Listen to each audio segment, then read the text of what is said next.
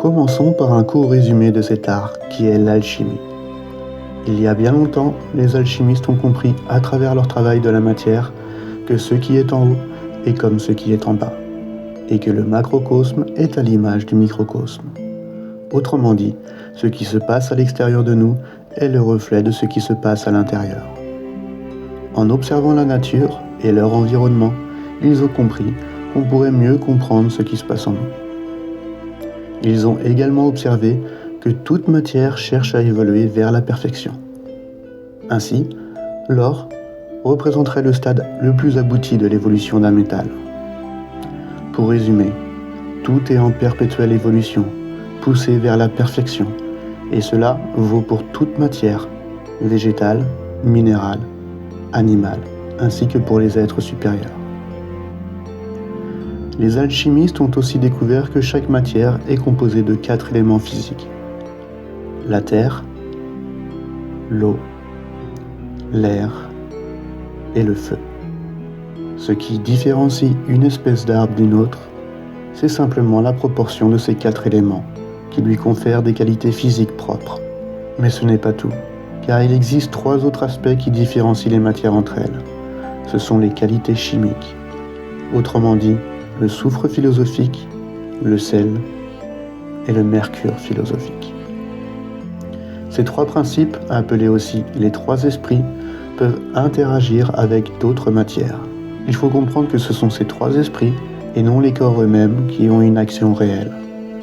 Les corps n'ont pas d'action sur les corps, l'esprit seul est agissant. Le soufre est l'équivalent de la polarité masculine et le mercure est celui de la polarité féminine. En résumé, la matière est composée de 4 éléments qui touchent au domaine physique et de 3 esprits qui touchent aux qualités spirituelles ou chimiques de la matière. Maintenant, observons ensemble le lien entre ces 4 éléments et les différentes familles du tarot. La famille des deniers, l'élément de la terre. En alchimie, l'élément de la terre correspond à la stabilité de la matière, sa rigidité et sa solidité. C'est l'aspect tangible, celui qui ancre les choses dans la réalité. Dans le tarot, cette famille des deniers représente également la matière, les choses concrètes et tout ce qui touche au monde physique et au corps. Elle nous parle de notre relation avec le monde matériel et de ce qui est stable et durable dans notre vie. Mais que se passe-t-il quand nous avons un excès de terre ? Quand la terre est trop présente, elle peut engendrer de la rigidité, une incapacité au changement, voire de l'entêtement. Cela peut aussi se traduire par du matérialisme ou un sentiment de lourdeur. Heureusement, les autres éléments peuvent intervenir pour rétablir l'équilibre. Dans la nature, quand nous mettons de l'eau sur une terre sèche et rigide, l'eau va être absorbée et va assouplir la terre. Nous pouvons donc utiliser l'élément de l'eau. L'eau permet d'adoucir cette rigidité. Elle favorise le lâcher-prise, l'écoute de soi et des autres, et aide à se reconnecter à ses émotions. Vous serez donc plus à l'écoute de ce qui se passe en vous et autour de vous. Cela permettra de réduire la lourdeur et de fluidifier l'énergie de la terre. L'élément du feu peut être utilisé. Ce feu viendra dynamiser et briser l'immobilisme. Il incite à l'action, à sortir de sa zone de confort et à prendre des risques. Elle apportera des nutriments à cette terre et deviendra un moteur puissant pour ceux qui se sentent coincés dans une routine ou dans un confort figé. Le feu est là pour nous pousser à bouger, à oser, à évoluer. Nous pouvons également utiliser l'élément de l'air. Avec sa légèreté, elle apportera de nouvelles idées et des façons différentes de penser pourront germer. Cela débloquera la rigidité mentale et d'élargir les horizons. L'air ouvre l'esprit et nous aide à sortir de notre cadre habituel. Et comme toute énergie est soumise à la dualité, nous pouvons également utiliser l'élément de la terre dans sa polarité positive. Cette terre plus riche permettra d'ajuster son ancrage pour créer une stabilité plus flexible. Cela signifie revoir ses bases, ses fondations, pour se sentir en sécurité tout en étant ouvert au changement progressif. C'est une stabilité qui accepte l'évolution et le mouvement. Ainsi, l'excès de terre peut être équilibré par une combinaison d'éléments qui nous aident à lâcher prise, à réfléchir différemment, à agir et à adapter nos fondations. Dans cette approche, chaque excès d'un élément peut être équilibré par un élément opposé ou par l'usage d'un autre élément. Passons maintenant à la famille de coupe, l'élément de l'eau. En alchimie, l'élément eau symbolise l'adaptabilité et la fluidité. Dans la nature, c'est un élément qui s'ajuste aux formes qu'il prend, représentant la capacité à évoluer et à se transformer. Dans le tarot, cet élément est lié aux émotions et aux sentiments. Les coupes incarnent la sensibilité, la connexion aux autres et à soi-même. Elles nous invitent à explorer notre monde intérieur et à développer notre capacité à recevoir et à donner de l'amour et de la compassion. Mais que se passe-t-il lorsque nous avons un excès d'eau ? Quand l'eau devient trop présente, elle peut rendre les émotions envahissantes. On ressent alors trop d'attachement, ce qui peut mener à des dépendances affectives, de la jalousie, de la possessivité. Cet excès d'eau peut engendrer de la nostalgie profonde et de la mélancolie. Donc, une certaine lourdeur émotionnelle peut se manifester. Mettons cet excès d'eau en situation et imaginons que nous ressentons de la tristesse. Cette eau serait comparable à une eau stagnante et trouble. Pour clarifier l'eau dans la nature, nous utilisons instinctivement le feu, qui permet de purifier cette eau. L'élément du feu transforme l'émotion en énergie créative ou active. L'eau frémissante pousse au mouvement. Elle peut même utiliser cette énergie émotionnelle comme carburant pour un projet personnel ou artistique. Certains dans ces moments-là ressentiront le besoin de dessiner, de peindre, d'écrire ou même de danser. Ce feu permettra de donner un sens constructif à cette vague émotionnelle et de la transformer en quelque chose de productif. Dans ce cas, nous utilisons le feu dans sa polarité positive. Vous allez voir maintenant comment, en une seule action, nous pouvons interagir avec d'autres éléments. Revenons à cette tristesse, cette eau stagnante et trouble, et regardons comment, naturellement, nous avons toujours utilisé ces 4 éléments pour se rééquilibrer. Quand cette émotion nous submerge, certains utiliseront ce mouvement d'action généré par le feu pour aller se promener, autrement dit, prendre l'air. L'élément de l'air interviendra ici afin de prendre du recul. Lors de cette balade, vous pourrez rationaliser vos émotions plutôt que de se laisser submerger par elles. L'air permet d'observer, de comprendre sans se noyer dans l'émotion. Cela aide à prendre une certaine distance et à mieux gérer les vagues émotionnelles. D'autres utiliseront cette énergie d'action pour prendre l'initiative d'aller voir un proche ou un ami afin de se confier, de se sentir écouté et d'avoir un soutien émotionnel. On touche ici à l'élément de l'eau, dans sa polarité positive. Cette eau claire aidera à gérer ses émotions avec douceur, sans s'identifier à elle. Il s'agit d'accepter cette émotion sans la laisser nous définir. En partageant notre émotion, cela aidera à se libérer de cette tristesse.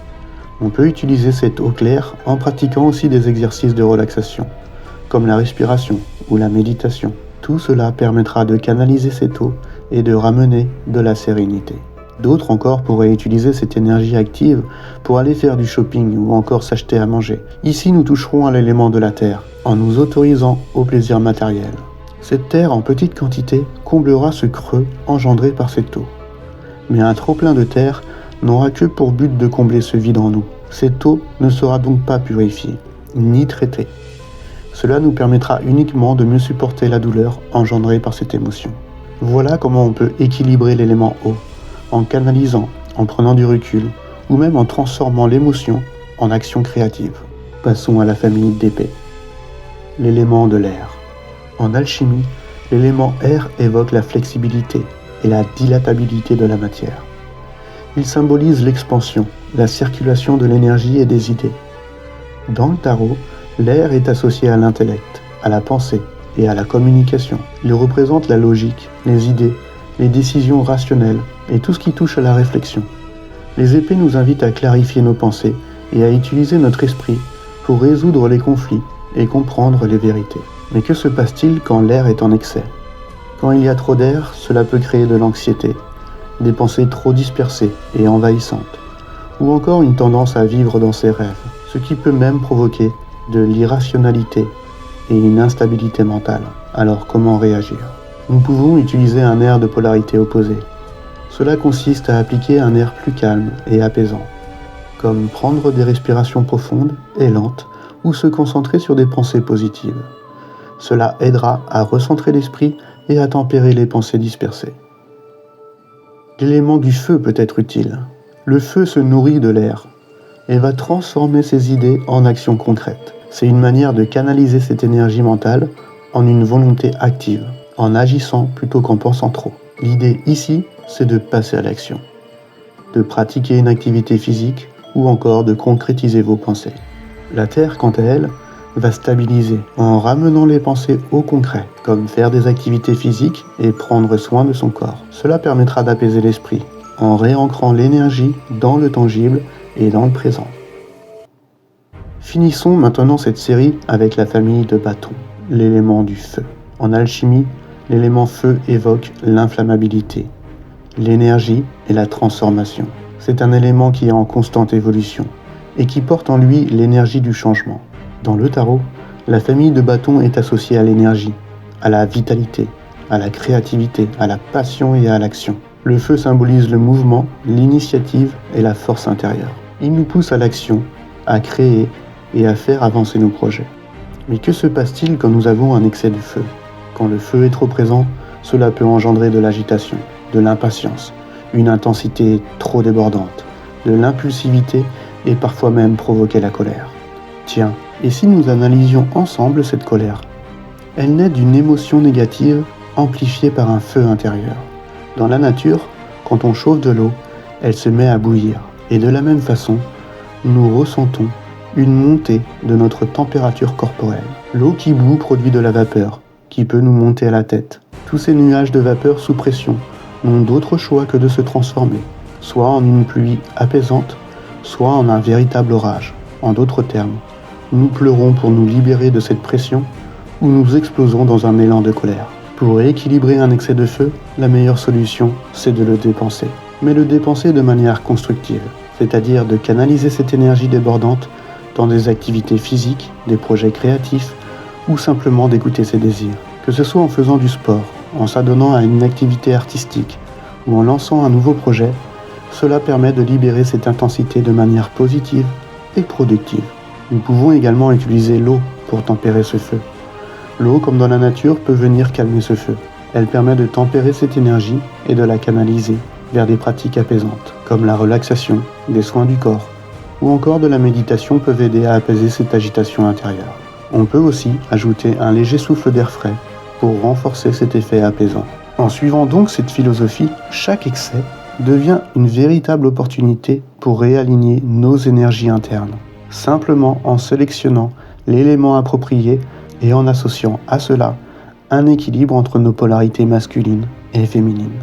À ce stade, nous arriverons à cette quintessence, à la découverte de cette pierre philosophale, qui symbolisera pour nous l'équilibre entre tous les éléments. C'est l'idéal d'une harmonie intérieure. On arrive à la fin de cette vidéo et je tiens à vous remercier sincèrement d'avoir pris le temps de m'écouter. Si ce partage vous a plu, n'hésitez pas à liker et à partager. À très bientôt sur la chaîne Amras.